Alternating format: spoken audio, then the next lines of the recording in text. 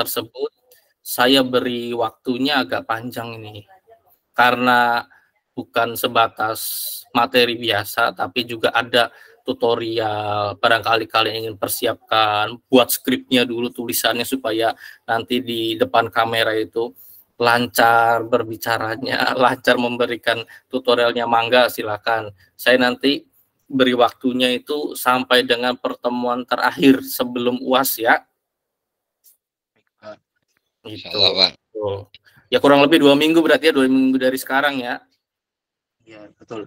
Iya, pokoknya sampai Pak Fani boleh nanya enggak? Boleh, silakan. Ya.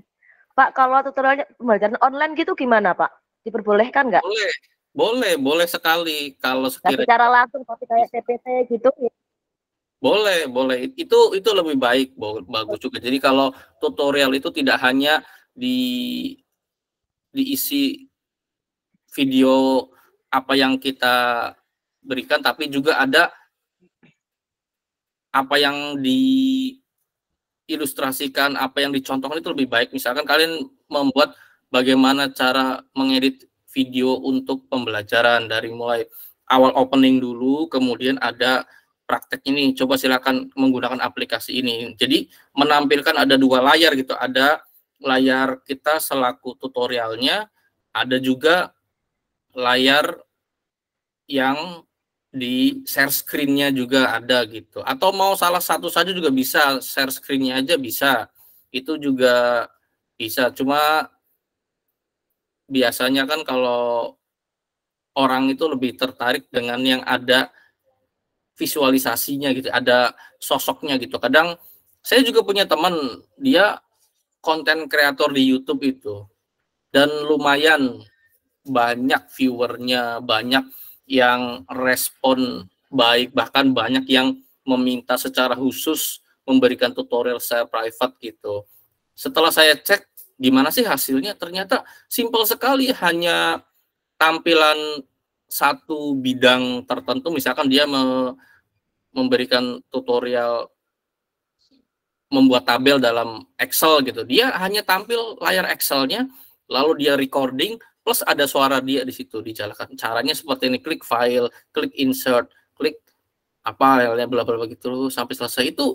Namun orang tuh jelas mendengarnya gitu. Jadi ketika orang lain ingin mencari sumber, mencari referensi dalam membuat perhitungan dia atau membuat rumus tertentu, itu dia ada sumbernya, punya gitu.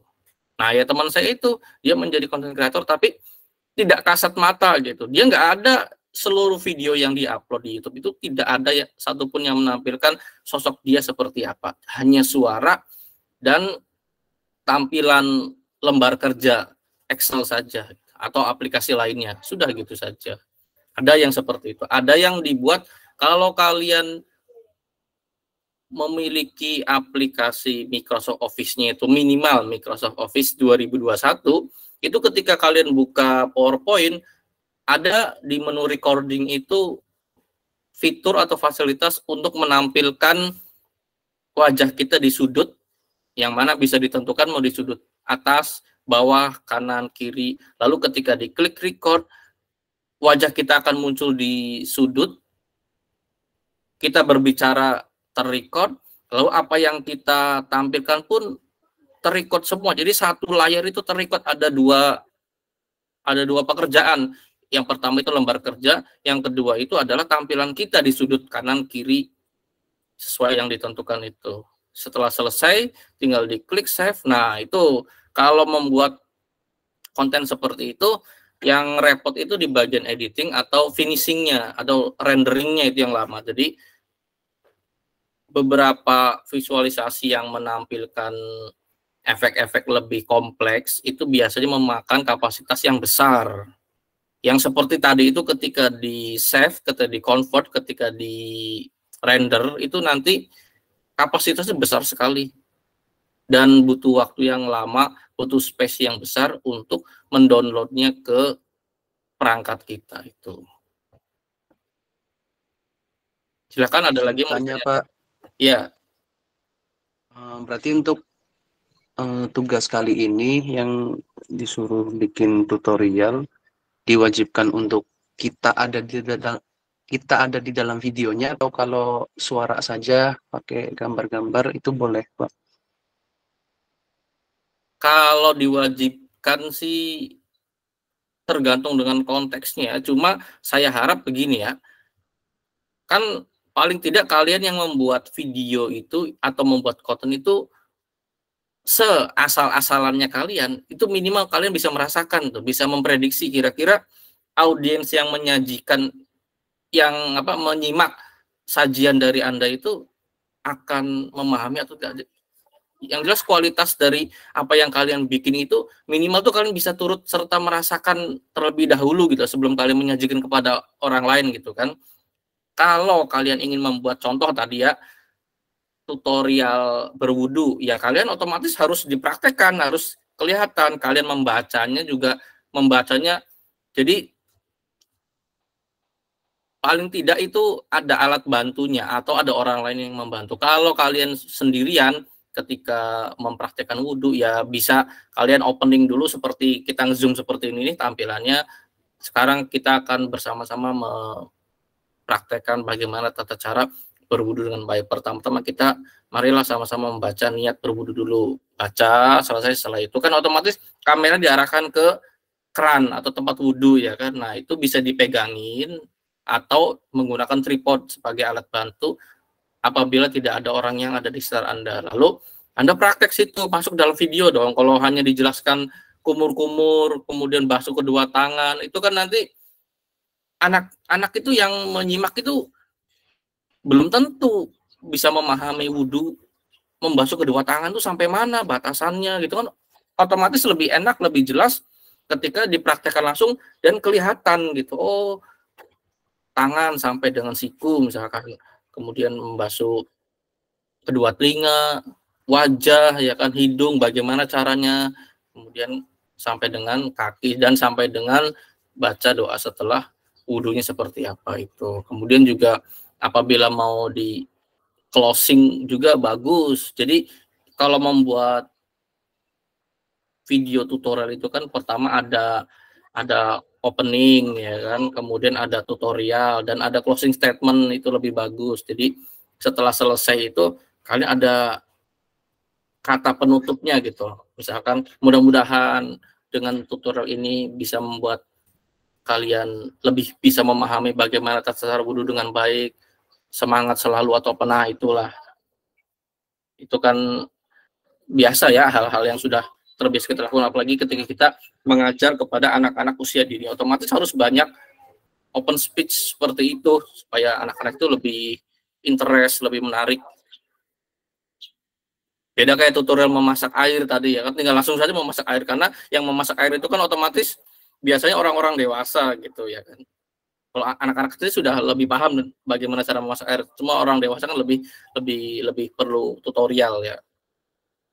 Untuk sekarang kan banyak alternatif kayak gambar-gambar kartun di Google, maksudnya gitu. Misal cara pertama membasuh tangan, tampilkan gambarnya gitu, Pak. Kalau harus kita membuat tetap di dalam seperti itu, videonya? kalau kalian nggak pede berada di video gitu ya, jadi memberikan tutorial yang penting menarik dan jelas seperti itu. Tujuannya kita memberikan video tutorial itu kan untuk mewakili diri kita ketika tidak bisa hadir di tempat atau tidak bisa berada di satu frame dengan peserta didiknya. Yang paling akurat, yang paling baik ya praktek tuh praktek langsung ya. Ketika kita mengajar ngaji ya langsung kita mengajari anak-anak ngaji ada di depan kita, mengajarkan bagaimana cara wudu ya, anak-anak suruh wudu, kita pantau, kalau salah kita kasih tahu bagaimana cara yang benarnya gitu. Sholat juga sama kan, cuma ini kan berhubung secara virtual, pembelajaran yang lebih modern itu kan tidak mesti kita berada satu frame dengan peserta didik dan pendidiknya, bisa juga dilakukan secara streaming atau video tutorial. Maka dari itu intinya harus jelas, jangan sampai apa yang kalian berikan karena misalkan melalui gambar, jadi anak-anak taunya berwudu itu tangan itu harus hanya sampai telapak tangan saja gitu ya kan. Nah, nanti itu kan kita bisa memberikan informasi yang salah gitu. Nah, mereka nanti menyebarkan lagi kesalahan mereka. Jangan sampai seperti itu. Itu yang kita perlu hindari ya dari tutorial tersebut gitu.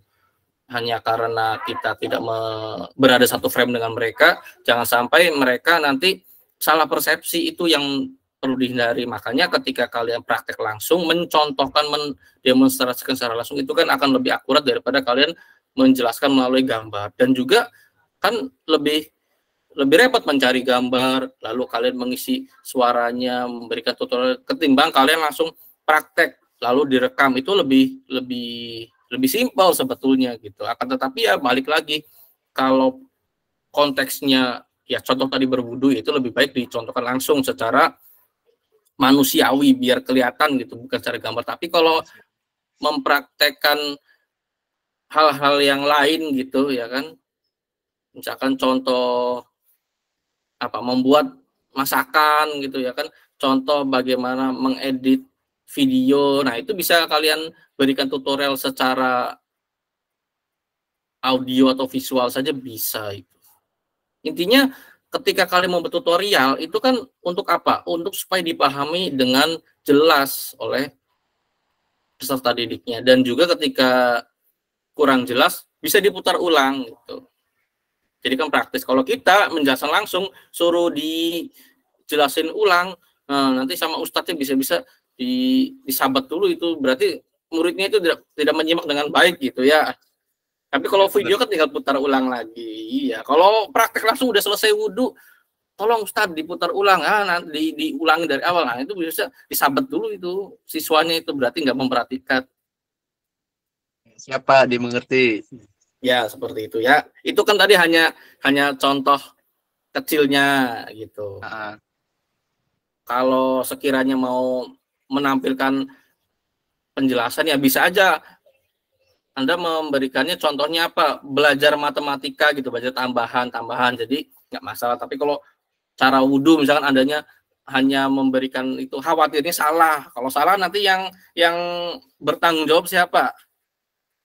Yang memberikan pengarahannya kan gitu ya. Jadi kalau untuk berkaitan dengan hal-hal yang bersifat agama itu, kalau bisa langsung, jangan melalui media tertentu gitu, kecuali yang lain gitu ya. Sesuai konteks kontennya ya Pak ya. Iya, misalkan belajar menggambar ya kan silakan, itu kan selera, mau warna apapun yang diberikan itu selera. Yang penting intinya bagaimana cara mewarnain secara halus ya kan, cara mengarsirnya seperti apa, bagaimana cara supaya tidak keluar garis, itu kan tutorial gitu. Prakteknya ya tergantung, kalau mau pinggir sebelah kanan dulu atau pinggir sebelah kiri dulu atau mau tengah dulu, silahkan. Yang jelas endingnya pekerjaan terselesaikan dengan baik itu. Tapi kalau untuk berkaitan agama ya hati-hati ya, jangan sampai nanti kita memberikan tutorial yang salah ditangkap oleh peserta didik kita itu. Ya. Apalagi yang mau ditanyakan?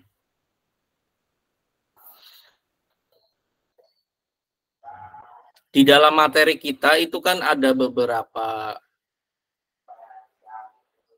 tutorial juga ya. Yang terakhir itu ada bagaimana cara menggunakan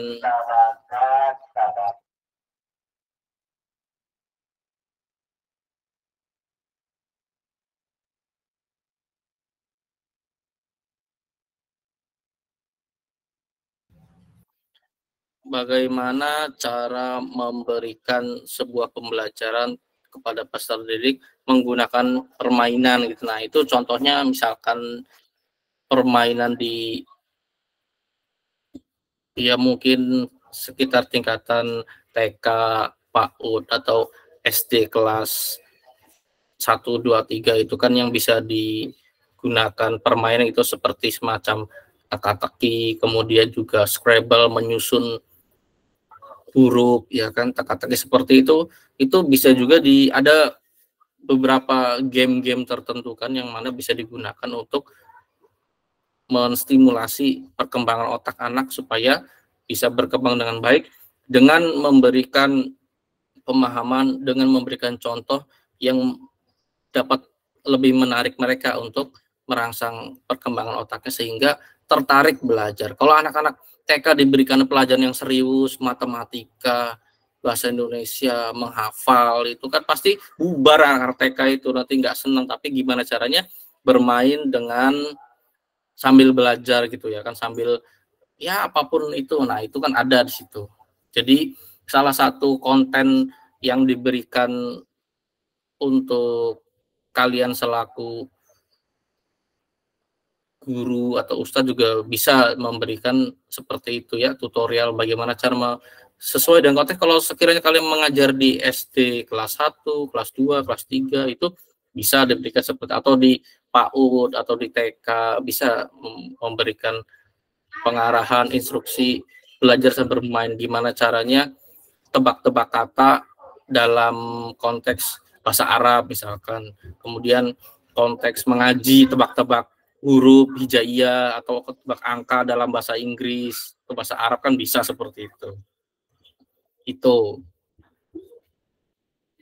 ya kurang lebih itulah hal-hal yang bisa saya sampaikan untuk melengkapi pertemuan sinkronis kita, sekaligus sebagai ya closing statement lah, penutupan untuk perkuliahan kita selama ini dari awal pertemuan sampai dengan sekarang. Ya alhamdulillah kalian sudah menyimak. Saya juga mengapresiasi dengan berterima kasih sebesar-besarnya kepada kalian semua sudah mengikuti perkuliahan ini dengan baik, mengikuti prosedur dengan baik, kemudian juga respon kalian dalam bertanya, dalam memberikan tugas-tugas, dalam menjawab UTS itu sudah sangat baik sekali. Mudah-mudahan apa yang diberikan bisa sangat bermanfaat bagi kita semua ya, bukan hanya bagi saya tapi bagi kalian semua gitu. Mudah-mudahan nanti bisa diberikan kesempatan pertemuan lanjut di lain waktu, di lain semester dengan mata kuliah yang berbeda juga, mudah-mudahan ya. Amin ya Pak. Ya. Tutorialnya yang lainnya untuk yang lain juga nanti saya akan jelaskan juga di grup ini untuk tugasnya. Tapi yang jelas kalian juga yang sudah hadir di sini paling tidak sudah memahami kan apa yang diberikan oleh saya tadi instruksinya, yang mana tugas tersebut membuat sebuah tutorial, dan tugas itu silakan kalian kerjakan dengan baik sebaik mungkin dan dikumpulkan nanti maksimal pada pertemuan terakhir sebelum UAS. Silakan kalau ada yang mau ditanyakan atau disampaikan.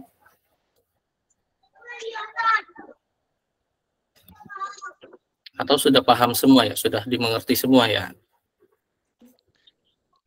Insya Allah. Sedikit Pak dosen. Ya. Ini dijadikan ya. Pak. Pak Khalid, Pak dosen. Terkait waktu Ya, Pak dosen. Iya. Itu ada batasan maksimal minimal atau enggak itu? Waktu apa pengumpulan tugas? Enggak, terkait waktu apa tutorialnya itu. Durasi waktunya. Tutorialnya, iya. Ya kalau bisa sih yang singkat-singkat aja Pak. Kalau idealnya ya, kalau kita dalam dunia entertain posting-posting di YouTube itu, kalau untuk semacam tutorial biasa itu ya 3 menitan Pak. 3 menit maksimal 5 menit gitu Pak. Ya seperti itu bisa. Oke lah, makasih Pak dosen. Iya. Jadi pokoknya, tapi kalau sekiranya Pak Khalid memberikan tugasnya yang menarik, yang sekiranya bermanfaat, itu lebih dari itu nggak masalah. Kalau di awal itu sudah bisa memberikan perhatian si ininya, pengguna medianya, otomatis 1 jam pun akan ditonton sama peserta didik itu kan. Akan tetapi jika hanya info-info singkat, apalagi ini kan tujuannya untuk melengkapi penugasan saja gitu ya, maka ya yang simpel-simpel aja gitu sekiranya. Ya, terima kasih Pak dosen. Ya, sama. Yang lainnya apakah ada yang ingin disampaikan atau Mau bertanya ini terusnya. Assalamualaikum warahmatullahi wabarakatuh. Ya, silakan. Terus terkait masalah konten, itu bebas ataukah sesuai profesi atau gimana?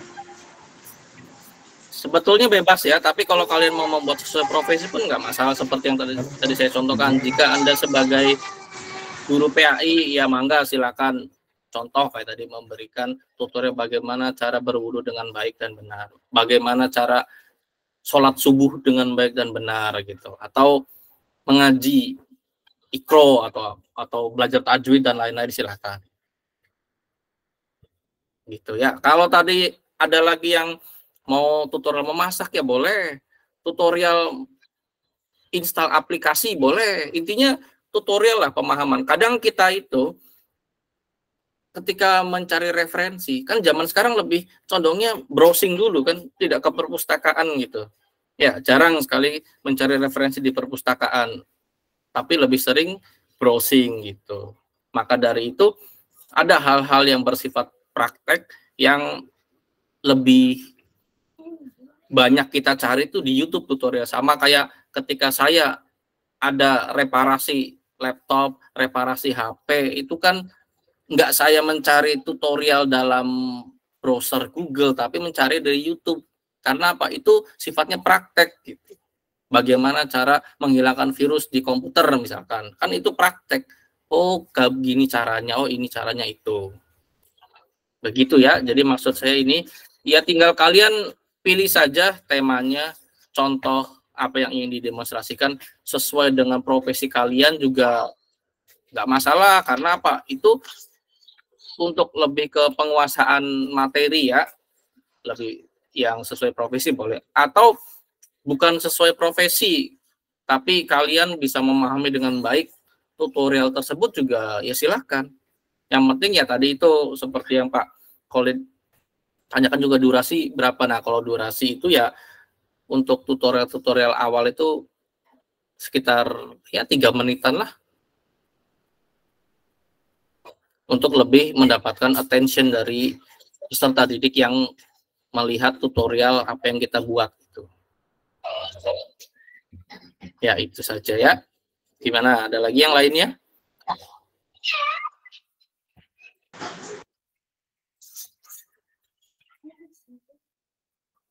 Ada lagi yang lainnya? Kan? Cukup ya? Izinnya Pak. Ya, Ibu Najmi, silakan. Untuk misalnya kalau untuk tutorial apa ya? Menghafal surat apa gitu untuk tahfidz gitu, boleh nggak Pak? Boleh. Boleh ya Pak. Kalau untuk menghafal itu paling begini, kalau kita menghafal kan mereka harus menghafal surat tersebut gitu ya. Kalau kita hanya membacakan surat tersebut kan kayaknya kurang ngena, tapi kalau tutorial untuk menghafal ada kisi-kisi gimana caranya, metodenya gitu maksudnya. Ya, metodenya, iya betul. Jadi isinya nggak mesti Anda membacakan surat itu dari awal sampai akhir, tapi metode-metode aja sudah cukup bisa seperti itu ya. Berarti yang penting ada nilai tambahnya lah itu ya. Ya, misalnya jadi kita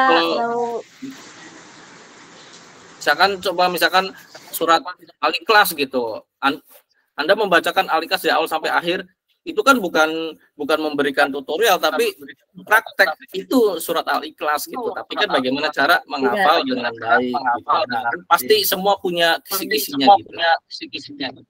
Ya, maksudnya kayak misalnya saya kan pernah belajar metode Hanifida gitu. Jadi saya memberikan tutorial menghafalkan surat Al-Ikhlas dengan metode Hanifida kayak gitu, atau ya, gimana itu termasuk apa itu. enggak? Iya, itu metode berarti ya seperti itu ya. Tapi kalau tutorial cara menghafal lalu Anda bacakan surat sampai akhir, nah itu namanya bukan tutorial, tapi itu surat Al-Ikhlas, itu praktek surat Al-Ikhlas gitu ya. Iya, makanya kan hanya kurang bagus, jadi saya tanyakan dulu Pak, khawatir salah lagi kayak kemarin. Iya, nggak apa-apa.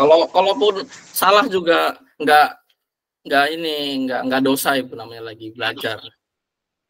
Berarti yang terpenting ada nilai pembelajaran di dalam konten kreator itu Pak ya?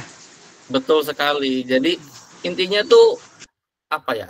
Agak sedikit memaksa kalau saya di sini membuat kalian harus begini, harus begitu gitu ya kan? Karena apa? Kalau hal itu sudah dilakukan walaupun salah, tapi sering dilakukan, nanti itu dengan sendirinya kesalahan yang pernah Anda buat itu akan terminimalisir dengan otomatis gitu. Jadi nggak perlu saya kasih tahu nanti jangan begini, nanti begitu. Itu namanya itu bagian dari metode pembelajaran juga. Kalau peserta didik atau mahasiswa gitu banyak diintimidasi oleh dosen, itu tidak baik juga secara psikologis. Karena apa? Sebetulnya tidak ada satu orang pun yang ingin memberikan hal yang ingin disampaikan oleh orang lain, terutama ke dosen, dengan disisipkan kesalahan itu sebetulnya tidak ada. Tapi memang karena benar-benar tidak ngerti, tidak paham, atau baru pertama kali, ya salah wajar gitu. Maka dari itu saya dalam setiap pembelajaran juga memberikan pendewasaan diri kepada peserta didiknya, karena ya saya yang diajarkan selalu mahasiswa bukan kelas karyawan pun, paling tidak dia kan baru lulus SMA itu sudah dewasa. Maka dari itu saya dari usia mereka sedini mungkin lah, namanya mahasiswa, semini-minimnya semuda-mudanya mahasiswa tuh sudah lulus SMA, sudah dewasa gitu. Maka dari itu di situ saya mengajarkan pembiasaan untuk memberikan sikap kedewasaan terhadap peserta didik kalian juga nanti ketika ke depannya gitu. Jadi ketika ada kesalahan itu jangan dimarahin, jangan apalagi dipermalukan di publik gitu, jangan. Akan tetapi dimotivasi, diberikan apresiasi gitu. Terima kasih sudah memberikan usahanya gitu. Mudah-mudahan ke depannya bisa lebih baik. Itu kan bagian dari metode juga gitu. Kita sebagai orang-orang yang kuliah di tarbiyah itu kan harus memahami hal seperti itu. Ya, bisa jelas ya? Ya, kebanyakan kita malu lihat diri sendiri, Pak. Makanya agak grogi. Awal dari memulai sesuatu tuh biasa seperti itu, bagian dari proses itu. Semua akan terbiasa. Sama ketika kalian mengajar aja dulu, pertama kali mengajar gimana sih kesan-kesannya? Mungkin agak malu ya kan? Mungkin agak grogi atau gimana. Tapi ketika kalian bisa pede, bisa memahami situasinya, ya insya Allah semua akan bisa dilancarkan. Sama ketika saya dulu pertama kali mengajar, saya pertama kali mengajar di SMA itu ketika saya kuliah semester 7 gitu ya kan. Pada saat itu saya diberikan kesempatan pertama kali ngajar di tingkat SMA yang mana bukan tingkat anak-anak lagi. Ketika itu saya memotivasi diri saya sendiri bahwa saya mahasiswa. Dulu saya jadi mahasiswa kan, kita jadi mahasiswa itu harus bangga loh, kita mahasiswa gitu. Mahasiswa itu pengalamannya banyak, intelektualnya tinggi, belajar apapun, kritis dan lain-lain. Pokoknya kita banggalah sebagai mahasiswa itu. Sedangkan peserta didik kita, kalaupun ada yang bilang, awas di kelas ini banyak siswa yang usil, jahil, nggak masalah, itu tantangan bagi kita. Justru kita lebih banyak disuguhkan tantangan, semakin banyak ilmu yang akan kita pelajari nanti ke depannya. Kemudian perihal dengan guru itu sendiri, ada guru kelas atau wali kelas mereka yang menyaksikan kita, mereka lebih pengalaman. Oke, mereka lebih pengalaman, mereka sudah lebih dahulu mengenyam pendidikan daripada kita, mereka sudah lebih dulu sarjana, mereka lebih dulu dari kita magister. Akan tetapi kita ini, saya ini mahasiswa, saya belajar itu apapun. Mereka guru yang sudah lebih dulu kuliah dari saya, mereka sudah sarjana atau magister, mereka kan hanya belajarnya sekarang kembali ke spesifikasi khususnya apa, mereka sebagai guru SMA. Sedangkan kita mahasiswa lebih luas yang dipelajari, otomatis kita harus lebih bangga pada diri kita sendiri. Mungkin pemahaman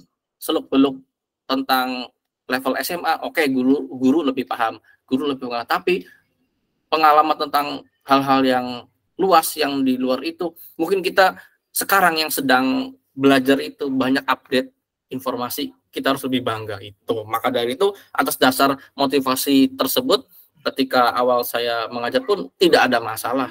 semuanya lancar. Bahkan saya ketika awal mengajar itu, kebetulan saya itu kan sebelum saya mulai mengajar itu saya dari dulu sudah menjadi teknisi di lab komputer gitu. Ketika materi yang saya ajarkan pertama kali itu berkaitan dengan jaringan, materi komputer. Kebetulan itu di materinya seperti maka dari itu ketika mengajar itu saya bawa alat-alat dari bengkel, dari lab itu. Ada hard disk bekas, ada RAM bekas, ada alat untuk menyambungkan konektor, alat tester, apa segala macam. Yang mana guru itu sendiri nggak punya alat seperti, dan saya juga kebetulan karena saya kerja di lab gitu, jadi punya alat-alat yang bisa saya pinjam bawa. Ketika saya demonstrasi itu semua, bukan hanya sekedar tutorial lisan yang disampaikan, tapi prakteknya juga dapat. Maka dari itu ya guru juga, oh bagus sekali punya alat-alat ini. Padahal ya kebetulan saya kerja di lab gitu ya.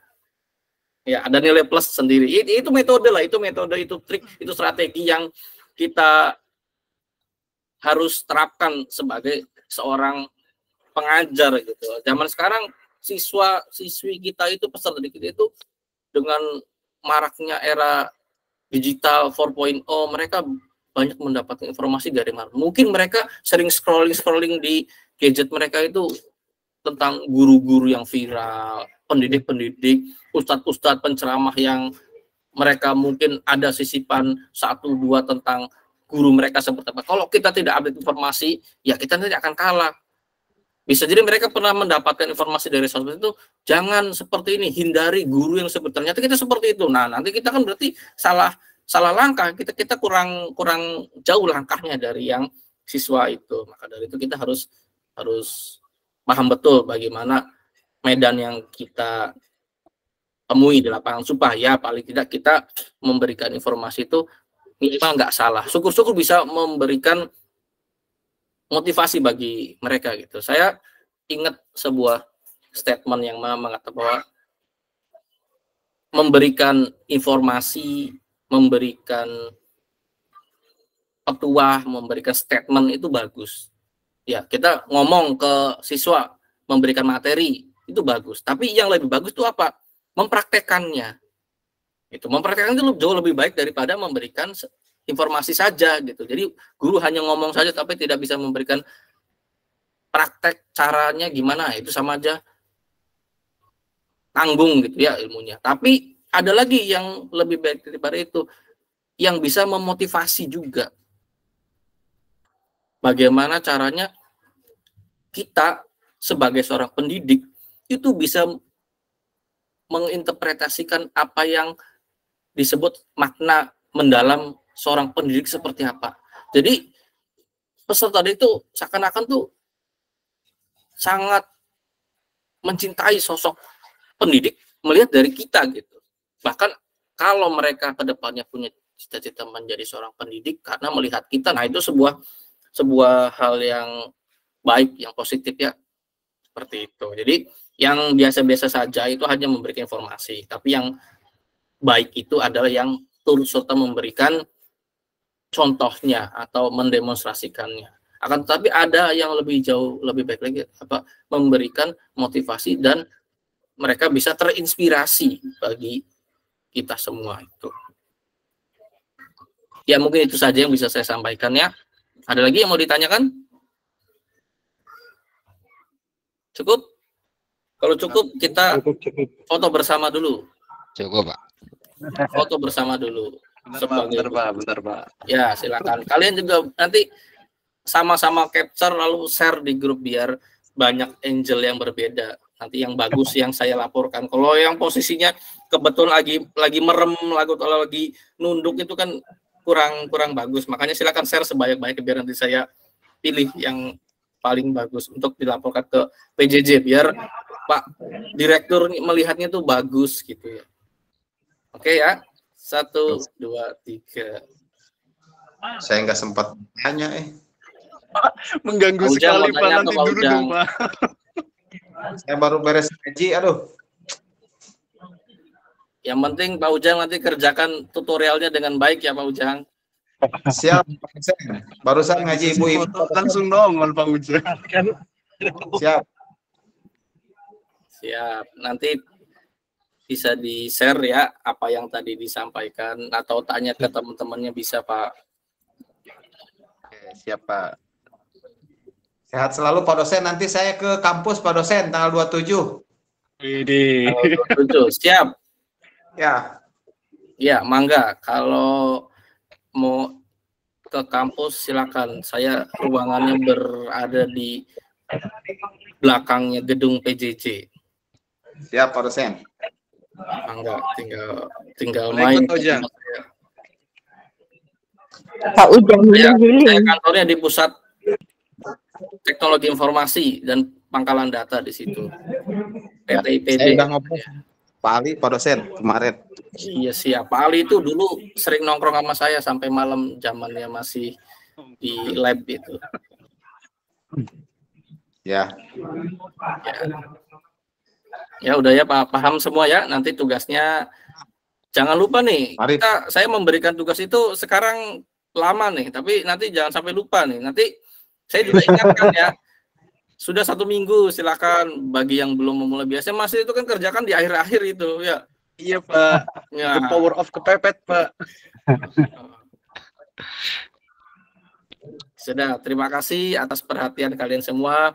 Ini mungkin barangkali minggu depan langsung UAS. Juga mohon maaf barangkali selama perkuliahan ada hal-hal yang kurang berkenan, hal-hal yang kurang disampaikan. Mudah-mudahan semuanya sehat selalu, semangat selalu, masa depannya baik semua, sukses semua. Amin ya Allah. Amin. Amin ya Allah. Ya, itu saja yang bisa saya sampaikan. Sukses semuanya. Mohon maaf ya bila ada hal yang kurang. Ya Pak, Saya kami juga akhiri. Pak. Saya akhiri pertemuan ini sekaligus secara formal saya mengakhiri juga perkuliahan dalam mata kuliah konten kreatif dalam pembelajaran KI. Sampai ketemu di lain waktu, mudah-mudahan ada kesempatan kita untuk bisa bersama-sama berjuang dalam pendidikan. Amin. Terima kasih banyak Pak dosen. Oke, kalau sudah semuanya saya akhiri pertemuan kali ini, plus saya akhiri perkuliahan semester ini dalam mata kuliah konten kreatif pembelajaran KI. Ya, bila terlalu. Wassalamualaikum warahmatullahi wabarakatuh. Ada hal-hal yang kurang paham bisa di chat ya. Ya, kami semua juga minta maaf Pak, mohon maaf jika ada kesalahan. Ya, sukses selalu untuk semuanya. Semangat selalu ya. Terima kasih Pak. Ya, Banyak. Semoga ilmunya berkah Pak. amin. Ya, izin live ya. Iya Pak. Pak.